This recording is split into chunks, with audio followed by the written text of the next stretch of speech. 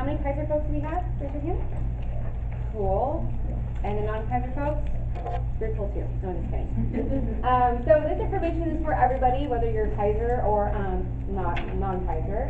And today what we're going to go over is a few things about sun. We're going to talk about what sun exposure is, the risks of too much sun exposure, benefits of sun. There's actually benefits of the sun too. It's just finding that balance. If you have too much sun, then you can have some skin damage, and your risk of skin cancer increases, and we'll go over that in a little bit. We're going to talk about ways to protect yourself from the sun, and then the importance of hydration and drinking water, because that does go hand in hand with sun safety. So, I like to ask questions and I like feedback, so just talk at me. What is sun exposure? I know that might seem like a silly question, but what is it? Come on, don't all talk at once. Come on. What is sun exposure? What? When the sun touches you. When the sun touches you? Yeah, exactly. So when you're outside. Anyone else? Sun exposure? So yeah, when you're outside.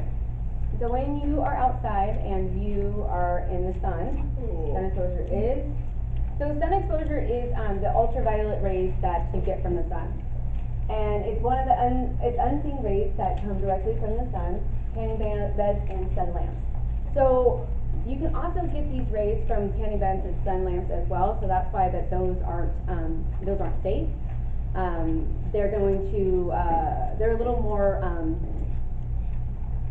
high potent, so that's why you really want to avoid those, because you're going to get a more of a UV rays from the tanning bed than you would from the sun. So again, sun overexposure to UV rays causes your skin cells to change. That's supposed to be skin, not skills. Increased risk of skin cancer, painful sunburns, eye damage, early aging, wrinkles, age spots, all that fun stuff. And then according to the American Cancer Society, skin cancer is the most common type of cancer in the U.S. Is that shocking to anyone? No? Not really? Maybe? A little bit? All right. So this is the UV rays spectrum. So when the UV rays is the most high or most potent is between the hours of 10 a.m. and 3 p.m. So that's why it's important to put on your sunscreen during this time. And also you want to put on sunscreen about 20 minutes before you go outside. We're going to go over this in a little bit. Well, what does sunscreen do? And you have a cheat sheet in front of you if you want to take a look at it. I think it's the first page. But what does sunscreen do? What does it do for you? Blocks UV. Good job, yeah. Blocks UV rays, exactly. Exactly. It keeps you safe. Keeps you safe, yes, absolutely, yes, it keeps you safe. So this is a good visual to show you folks when the UV rays is the most. And again, it's between the hours of 10 a.m. and 3 p.m. So sun exposure risk. What are some things, we already kind of went over it a little bit.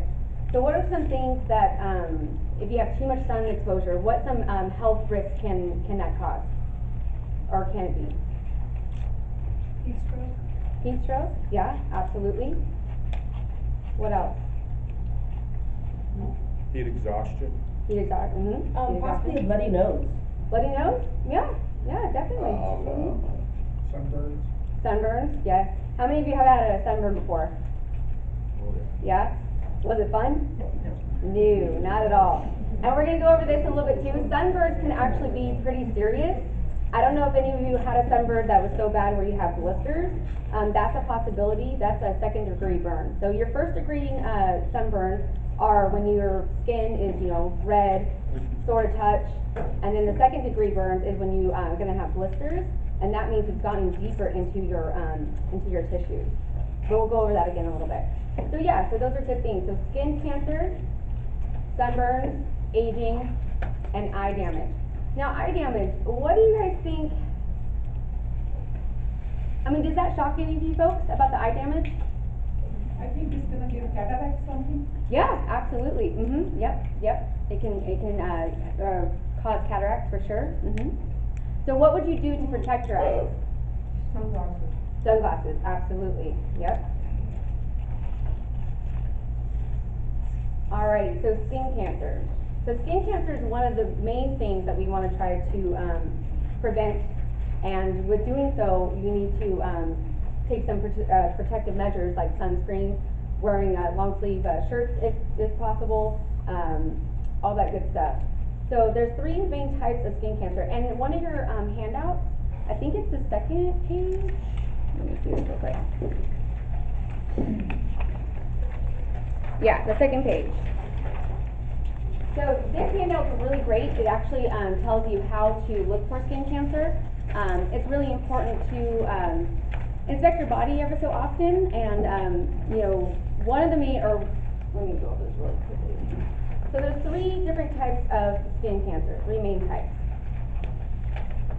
So we have the basal cell, I'm not going to say this correct at all, squamous cell. I'm butchering that, I know that I am. And then melanoma. So melanoma, that is one of the serious ones. These 2 right here aren't as serious, and what they produce is you'll have blisters or sores that won't heal. And melanoma, that one is the most serious skin cancer, and it's a cancerous mole. Now, does anyone know anyone who's had melanoma, or anyone in this? Have you had it yourself? Yeah, I've had one. Oh, okay. And what was that process like? Well, they had to remove it, and they have to make sure when they remove it, they get it all. Yeah, absolutely. So they'll take it off, and then they'll go analyze it before they sew you up, and then maybe go back and get more. Gotcha. So do you have to have more checkups now and like really be on top of Just checking myself for checking sure. yourself? Good, good. Thank you for sharing that. So this handout right here, it shows you some pictures of what unhealthy moles look like, or the things to look for. And when you do examination, you want to follow the ABCD method. So the let's see, who can read for me? Actually, my friend that just shared, why don't you go ahead and read the ABCD for us? Asthmatherical, did I say that right? Shape? Sure, yeah. Yep. One half does not match the other half. Border irregularity, the edges are ragged, notched, or blurred. The color is not uniform. Watch for shades of red and black, or red, white, and blue mottled appearance. The diameter, the mole is much larger than a pencil eraser. Harmless moles are usually smaller than this. There you go. Now, which, I mean, if you don't mind sharing, what did yours look like? It was right under my nose, and it was bigger than a pencil eraser, and it was getting big really fast. Gotcha. Okay. Cool. Alrighty, so those are the things that you want to follow when you're examining your body, and especially when you're looking at moles. And if something doesn't look right, like, you know, any of these things that we just talked about, definitely contact your doctor so they can get checked out right away. Alrighty, so I already asked this question, who's had a sunburn? Pretty much everyone, I think. So what a sunburn is a sunburn is skin damage from the sun's UV rays. There's 1st-degree burns, like we already talked about, and that is skin is red, painful, mild pain, hurts to touch, affects the outer layer of the skin, may cause headaches and mild fever. Now, has anyone had like headaches or mild fever from a sunburn before? Anyone? No? Yes? Did you raise your hand? Yeah? Okay. I've had some pretty bad sunburns. I'm very fair skinned, and I remember one time that I had one really, really bad on my back, and I had a fever. I had the chills. It just was not a happy time with that. So that's something you want to look out for. And again, like we already talked about, 2nd-degree burns, skin is red, painful, swells up, and blisters may appear. That deep, it means that it's damaged the deep skin layers and nerve endings have been damaged more, they're more painful and take longer to heal. Has anyone had a 2nd-degree burn? Yeah? What was that? You want to share that with us? Well, actually, it's happened twice. Twice. The first time, I fell asleep under a sunlamp. Oh, no. So it was my whole face, ears, and part of my chest. Oh, wow. And then the second time, we were floating down the river, and it was mostly my legs. Wow. And what did you have to do? Did you go to the doctor, or did you, like, how did you care for that? Well, the one on my face, I just had to do, cold compress with like a mild, dishwash, dish soap, Just so, okay. and then lots of Neosporin. Yeah. Did you have blisters? A few amount of blisters? Did you have blisters? Yeah, Yeah. my whole face, my lips, Yikes. and part of my chest. Yikes. So are you a little more cautious now and try to Yes. take preventive? Okay. Good, I'm glad to hear that. Thank you for sharing. So, you might not be able to see it real, good, from where you're at in this picture, but that is what a sunburn looks like. And then these are some things that you can use for, care if you do have a sunburn. Aloe vera is really good for a sunburn. Any lotion with aloe vera, or you can get, pure aloe vera at Walmart, Target, any drugstore, and that really helps, heal the sunburn and also, soothe it. So here's some more things that you can do, when you do have a sunburn. You can use a cloth, like you were talking about. Use a cool cloth on the sunburn or the burn areas. Take cool showers or baths often. Apply soothing lotions with aloe vera, like we already talked about. Drink water and take pain reliever if you have a headache or a mild fever. Don't break your blisters. Try not to cover them. If you do cover them, you want to do it with a light, gauze. Don't do it too tight. And then also you want to wear clothes that are loose around that area too, so you don't, rub or break the blisters. And then contact your doctor definitely if you, have any signs of infections. And what would signs of infections be? What are some signs? Pus. Pus, yeah, definitely pus. Anything else? Fever for one. If you have a fever, that's an indication that there's an infection going on, definitely. So I would say pus and the fever is like the two most indicators, that you might have an infection going on. And again, if you think you do, contact your provider as soon as possible. So, question, who wants to age? Yeah? Do we all want to age? Yes? No? No? Maybe? So what does that mean, how does the sun affect your age? What does that mean? What does that look like to you folks? Like if we don't take care, then our skin look more older. Yep, And, absolutely. like wrinkly. Yep, wrinkly, age spots or liver spots, have any heard that terms? Yeah, yeah, definitely. So what happens is, I think we're gonna go over this in a minute. We spend most of our time in the sun under the age of 18, and then we don't see the result or it catches up to us, from being exposed to the sun, so much. It'll catch up to us later in life with wrinkles, liver spots, all that good stuff. So again, too much sun can speed up the aging process. I just said this.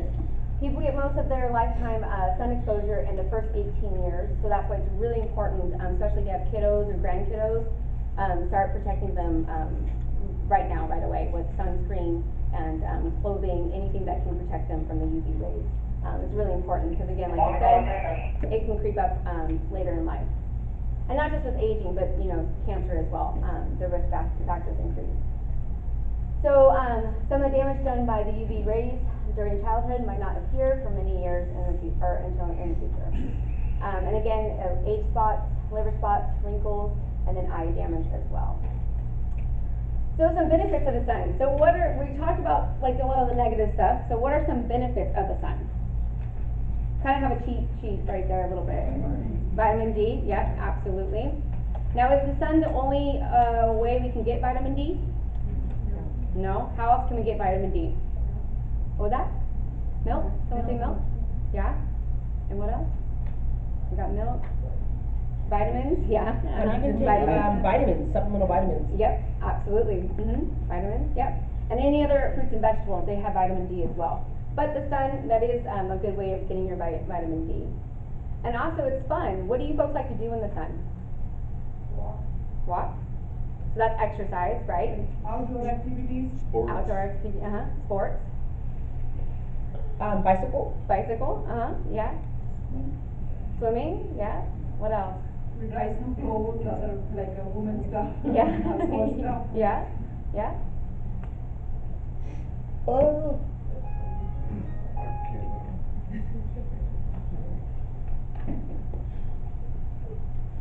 You know, like you can go out on a cruise and, do some kind of, water activity. Is Yeah. it safe to do that in the sun? It's safe to do that, it's just you need to do, sunscreen and wear a hat and get in the shade as much as possible.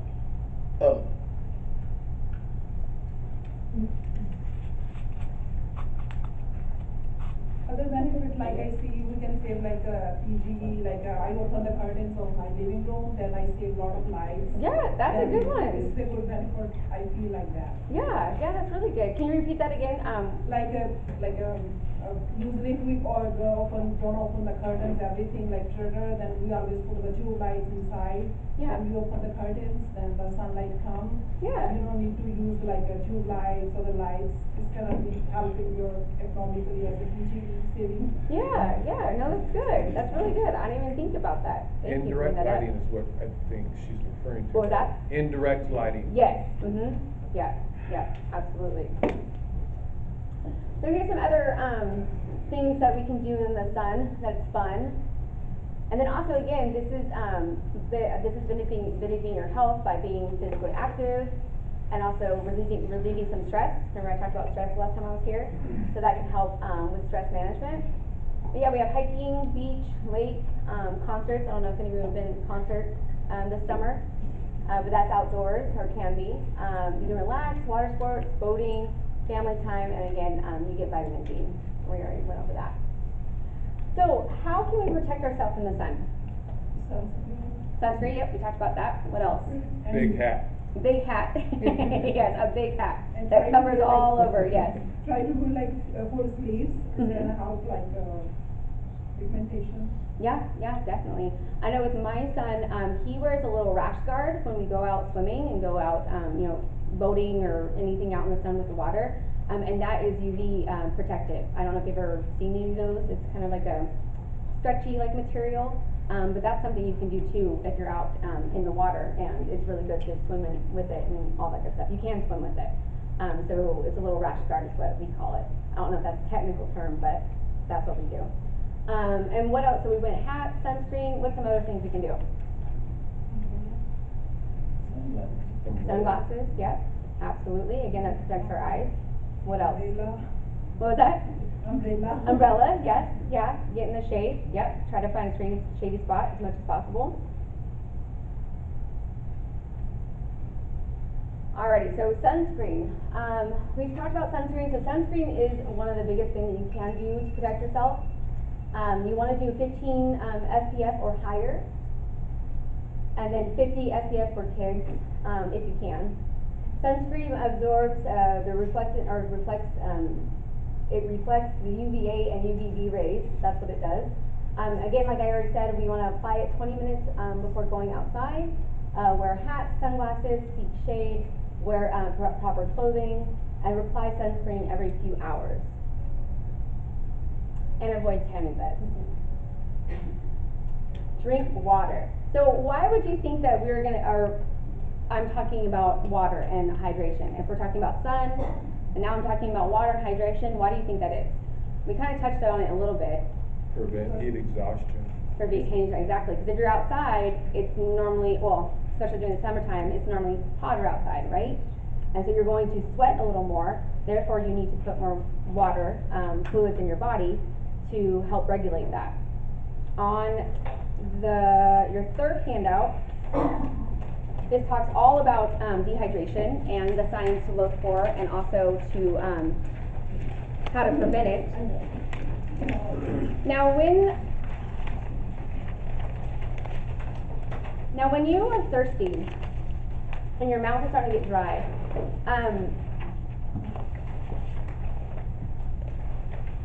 is that normally an indicator that, oh, I need to drink something, I'm thirsty? Yeah, right? Well, dehydration is already set in before that. Does that make sense?